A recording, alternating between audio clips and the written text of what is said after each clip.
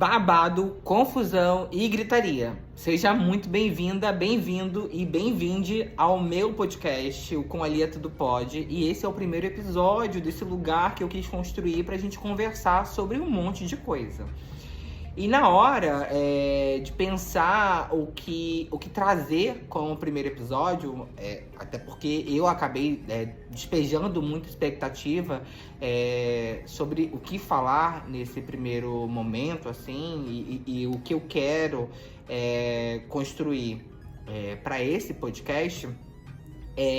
Eu lembrei que na apresentação desse famigerado podcast eu tinha falado que eu era fofoqueira e que isso tinha norteado a minha vida. De fato, isso é uma verdade. Eu sigo sendo uma pessoa muito tagarela e fofoqueira, mas eu preciso falar que a fofoca, ela norteou a minha vida. Foi através dela que eu percebi que eu era uma comunicadora, ou seja, virei jornalista. Fui monetizar isso de alguma forma. Mas eu acho que por trás, desse conceito de fofoca que a gente sabe e entende o que ele significa hoje, eu fui pesquisar e conversei com algumas pessoas para entender um pouquinho desse contexto histórico e de como a fofoca se tornou algo tão negativo para algumas pessoas, porque para mim ela segue sendo algo muito positivo, tá? Mas eu pensava muito em falar nesse primeiro momento, né, aqui no podcast, sobre fofoca, a etimologia da palavra, o contexto histórico dessa prática, né, desse hábito que é tão comum em todas as classes, em todos os perfis de pessoas. E aí eu não lembrei, né, mas eu me dei conta de que a gente só faz fofoca com quem a gente tem, sei lá, um mínimo de amizade, sabe, assim. E aí que veio o meu grande insight. Precisamos falar sobre as nossas amizades. E assim, é um assunto que eu acabo levando sempre para terapia, porque eu tenho muitas histórias, né, com pessoas diversas, assim, que compuseram a minha vida em algum momento e que eu ainda lido até com uma certa questão de desmame de algumas amizades que acabaram, sei lá, se desfazendo. Isso aconteceu muito na época da minha transição, onde eu vi pessoas que eram muito próximas, muito queridas e que tinham uma história comigo de amizade e de elo muito forte, se afastarem. Geralmente eu digo que isso foi resultado de muita oração, sabe? O mal, me livrai do mal, amém? E aí algumas pessoas saíram e isso pra mim em um determinado momento foi algo que me deixou um pouco pra baixo. Mas com o tempo eu fui ganhando outras amizades e ressignificando muito disso do que eu criava enquanto expectativa sobre algumas pessoas, sabe? E isso pra mim foi bem legal de entender. E aí, geralmente quando eu tô lá na minha terapia com a Joyce e tal, eu trago alguns pensamentos sobre essas amizades. E assim, eu não sei vocês, mas eu tenho plena consciência de que eu tenho uma amiga para cada situação. E isso pra mim é muito revigorante, sabe? Eu me sinto muito grata por ter essas pessoas onde eu faço uma reflexão de crise, de pré-crise, sabe? Assim, então, se acontece uma determinada coisa na minha vida, eu sei exatamente com quem eu vou falar. Recentemente aconteceu uma situação muito íntima comigo e aí, sei lá, na hora eu sabia pra quem enviar a mensagem.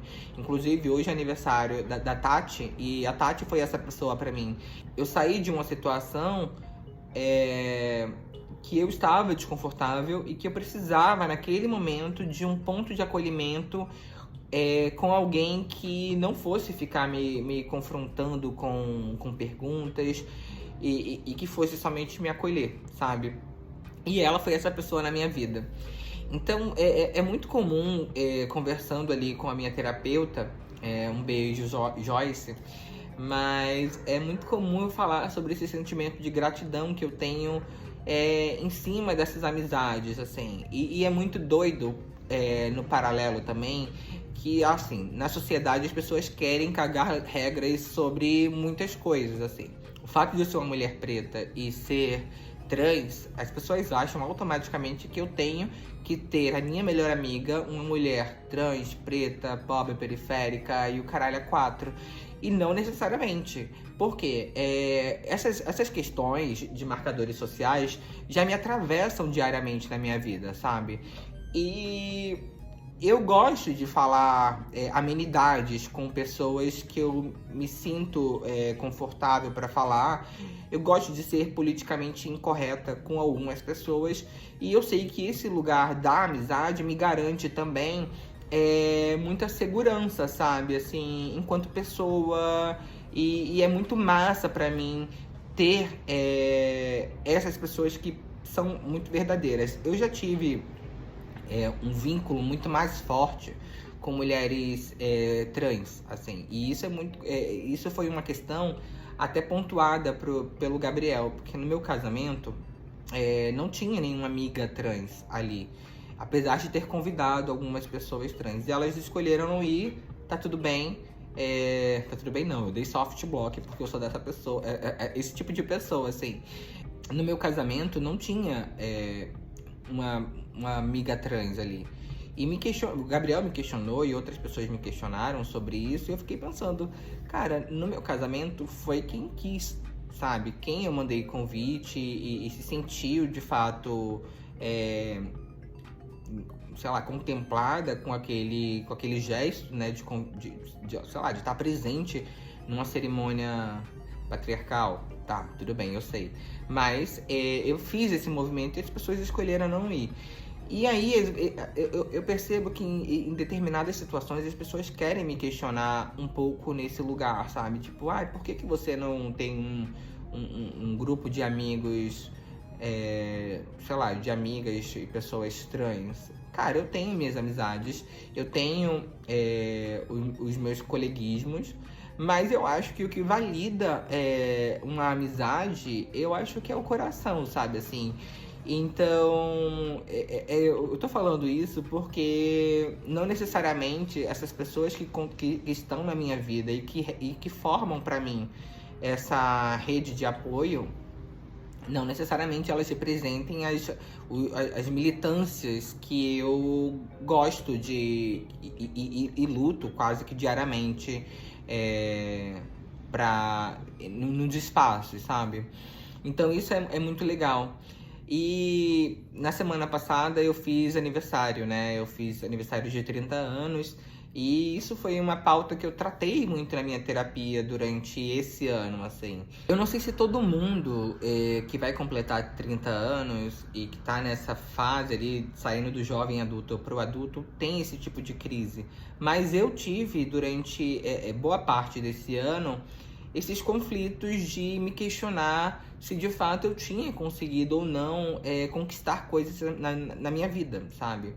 E eu lembro que em junho, julho, mais ou menos, eu tava numa crise muito infernal com isso, de não conseguir reconhecer as coisas que eu tinha conquistado, sabe? E aí eu levei muito isso pra terapia e é muito doido, porque eu não tava conseguindo enxergar coisas sobre mim que as minhas amigas sempre conversavam comigo e ressaltavam talvez uma admiração sobre o que eu represento hoje, sabe, assim, pra elas. E aí, na semana passada foi meu aniversário de 30 anos e foi muito doido ver, sei lá, ter a Kari aqui comigo. A Kari, ela é minha amiga mais velha de tempo de amizade, sabe? Eu era uma criança recém-chegada de Pernambuco e a nossa amizade começou de uma forma muito genuína. Ela tem memórias minhas, assim, correndo na Sebastião de Carvalho, ali no pé do Alemão. E eu tenho memórias, sei lá, as nossas mães eram amigas, ainda são amigas, mas lá atrás já foram muito mais próximas. E a nossa amizade, ela foi meio que se validando com o cotidiano, sabe? Com a vida. Então, as minhas memórias de cinema na adolescência são com a Kari. As minhas memórias... A gente zoa muito, a gente ri muito hoje em dia de muita coisa. Mas até, por exemplo, a situação de eu ser uma comunicadora, jornalista, eu gravei o meu primeiro programa com a Kari, sabe? E pra mim, eu tratei isso, levei isso pra terapia, que eu falei, cara, que gostoso saber que eu tenho uma amiga que me viu em várias fases da minha vida e que ainda assim quis permanecer, sabe? E a Kari talvez seja a pessoa que eu mais... que me conheça, sabe? Assim, que saiba os meus defeitos, que saiba... que conheça os meus defeitos, as minhas qualidades, que gargalha muito das minhas palhaçadas e também diz, cara, você se passou aqui. E isso é muito legal. E eu falei no meu parabéns, eu falei, cara, que bom saber, sabe? Assim, claro que a Kari é um exemplo de uma pessoa, mas ela de fato representa isso pra mim. E eu, aqui na minha casa, eu tinha uma galera que se conversava em pontos muito diversos, assim, sabe? Assim, são pessoas que compuseram a minha vida até aqui. E quando eu fiz o convite do meu aniversário de 30 anos para as pessoas, eu não convidei as pessoas que eram mais próximas a mim hoje. Eu convidei pessoas que estiveram presentes na minha vida, e que me transformaram no que eu sou hoje, sabe? Eu convidei, por exemplo, o Marcelo, que é o Marcelinho, que era amigo da minha mãe, mas foi ele que viu toda esse caos que a Lia representa, sabe? Na minha adolescência, eu esperava minha mãe sair pra algum lugar e ele tava lá em casa. Cara, eu botava vestido, eu pintava o catiço, eu zoava demais.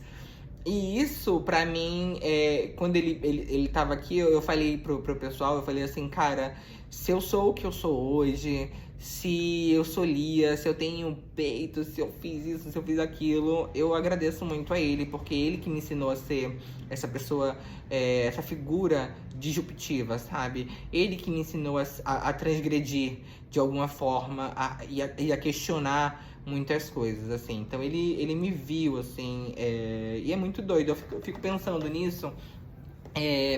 Pensa só, assim, como deve ser maluco pra alguém, por exemplo, pra Kari. A Kari me viu de criança, mas me viu transicionar também e permaneceu, e foi um apoio muito importante pra mim enquanto amizade. Mas eu tive conversas muito sérias, assim, com a Kari. Eu tive momentos muito delicados. A gente passou por situações de fundo de poço, assim, na vida. E eu tava ali pra escutar e acolhê-la, né? E ela me escutou e me acolheu também nos momentos que eu precisei, sabe? E até hoje, assim, a gente às vezes sai pra tomar um vinho ou pra comer alguma coisa. A gente conversa, mas a gente conversa, claro, no contexto da vida hoje, sabe? E é muito legal pra mim saber que eu tô rodeado de gente assim, sabe? De gente que genuinamente foi amigo pra mim, sabe? E isso pra mim é bem legal. Mas voltando ali pra pensar sobre ter uma amiga pra cada situação, isso é bem gostoso, sabe? E eu não tenho como falar sobre amizade sem falar de fofoca, sabe, assim. E eu tenho uma amiga pra fofocar. Talvez eu fofoque com todas elas. Mas eu tenho uma amiga que a gente sabe fazer fofoca, sabe? E geralmente a fofoca ela vem com contexto, ela vem com print, ela vem com áudios complementares. E isso é muito legal. A Monara é essa amizade pra mim que a gente consegue fazer uma fofoca de qualidade, sabe? Assim. E as fofocas elas podem ser... Elas geralmente são, né? De assuntos muito superficiais, de coisas muito fúteis, Mas também já existiu fofocas que a gente questionava, sei lá, pontos muito delicados do que a gente vê nas redes sociais e do que as pessoas querem performar ali. E é muito doido que com a Monara, tem um pouco desse senso de justiceira. E a gente já viu uma pessoa falar sobre a história de amor dessa pessoa, como que aconteceu, como que ela conheceu essa paixão e como que ela construiu a vida com essa pessoa. Só que a gente sabe a verdade de como aconteceu, de que não foi tão floreado daquela forma, sabe? De que ocorreu uma traição para aquele casal de fato estar junto. E a Monara é essa pessoa que a gente acaba conversando sobre esse tipo de coisa. Eu até falei, Monara, eu vou te ligar no meio da gravação do podcast e aí você vai me contar uma fofoca. Porque ela é essa pessoa pra mim, sabe? Ela é a pessoa que a gente fofoca de forma muito, muito livre, sabe? E é ótimo pra mim fazer esse tipo de fofoca, ter essa liberdade e ter esse elo com alguém pra que eu consiga desabafar e colocar meus pontos sobre determinadas situações. E abre-se aqui a deixa para eu falar um pouquinho sobre fofoca. Quando eu fui pesquisar sobre esse podcast, eu vi que tinha uma pesquisa do Sérgio Rodrigues, jornalista, que afirmava que a fofoca ela tem origem africana e que ela teria nascido ali no grupo Banto, que é do congolês e africano, angolano, na verdade, e que, enfim, ela tem origem dali. Mas no paralelo, eu também descobri uma coisa muito importante, e aí conversando com uma outra amiga, que foi a Mari. Mari, um beijo, obrigada por esse insight. E aí a Mari me trouxe um apontamento e falou assim: Lia, tem um livro da Silvia Federici, da Boitempo, que é Mulheres e Caças às Bruxas, se eu não me engano. Eu vou deixar o link aqui na descrição desse episódio. E que esse livro, ela fala um pouquinho sobre como a fofoca ganhou como posso falar, esse lugar quase que depreciativo, né? Ele ganhou o hábito da fofoca se tornou algo depreciativo para algumas pessoas. E talvez muita gente não sabe, mas por trás da história da fofoca existe uma história de resistência de mulheres contra o patriarcado e o capitalismo. Tá passada? Eu também fiquei. E foi muito legal ler sobre isso. Eu fui pesquisar um pouquinho mais. Eu vi muito da Silvia falando sobre como isso aconteceu. E aí, para entender um pouquinho a fofoca, né, ganhou esse tom depreciativo, a gente precisa olhar para o contexto da palavra gossip em inglês. Então, era muito comum, historicamente, né, era muito comum lá atrás você falar gossip como um hábito, né? Na verdade, como um adjetivo. Então, era muito comum, por exemplo, eu vou na padaria, eu vou ao shopping com a minha amiga. Ao invés de falar amiga, se falava gossip. Então, eu tô indo ao shopping com a minha fofoca. Claro que com o passar do tempo, essa união entre mulheres, né, essa parceria e conversas sem filtros entre mulheres, ameaçou os homens da época, e eles começaram a falar que fofoca gerava intriga, gerava desentendimento e que gerava discórdia. Mas, claro, construir esse olhar negativo em cima da amizade entre mulheres, né, essa irmandade entre mulheres, era interessante para os homens da época da Era Moderna, porque a Silvia fala que dentro de um contexto histórico existia um grupo de mulheres que já lideravam a força de trabalho, existiam líderes, né, mulheres, E onde o gossip, né, a fofoca, era um ponto de conexão entre aquelas mulheres. E aí, por isso, nessa sociedade que é patriarcal, se ganha esse conceito, se aceita esse conceito muito facilmente, né? Esse conceito negativo do que a fofoca, ela representa. Nada a ver. Pra mim, eu discordo, porque sendo uma jornalista, eu sei que o jornalismo em si, ele é uma fofoca muito mais gourmet, né? Existe uma apuração, existe um cuidado, existe uma responsabilidade. Tudo bem que a gente pode questionar o que é a mídia hoje em dia, e o que de fato é verdade, tendo em vista que a fofoca ela acontece de forma muito irresponsável, né? E aí, sei lá, existem jornalistas que ganham a vida trazendo exposições de assuntos muito delicados e pessoais, íntimos, que não deveria ser a notícia, mas aí é um assunto para um outro episódio. E um ponto legal é que a cada vez que eu paro para pensar sobre esses contextos, né, e históricos, de onde vem o hábito ou o termo fofoca, para mim fica reforçado de que, de fato, a fofoca ela tem o seu lugar na sociedade. E para mim, particularmente falando, a fofoca ela sela para mim amizade, sabe? Se eu fofoco com alguém, eu tenho um ponto de confiança com aquela pessoa e eu estou construindo com ela uma amizade. Em algum nível. Não tô falando que essa pessoa é minha melhor amiga, não necessariamente. Mas isso é legal também de se entender, que fofoca, você não fofoca com qualquer um. Você fofoca com alguém que você tem um elo de confiança. E existem níveis de fofoca. Tipo, existe a fofoca que você pode fazer pra um colega e pra um amigo, sei lá. É uma coisa muito, talvez, superficial ali. Mas existem fofocas que você não pode contar pra ninguém. Mas existem fofocas que o buraco é muito mais embaixo, que você não pode contar pra qualquer pessoa, que até porque coloca em risco outras vidas, relações, etc. Na hora de desenhar esse episódio, eu até pensei em começar o episódio falando: eu sou a neta das fofoqueiras que vocês não conseguiram matar. E de fato faria sentido.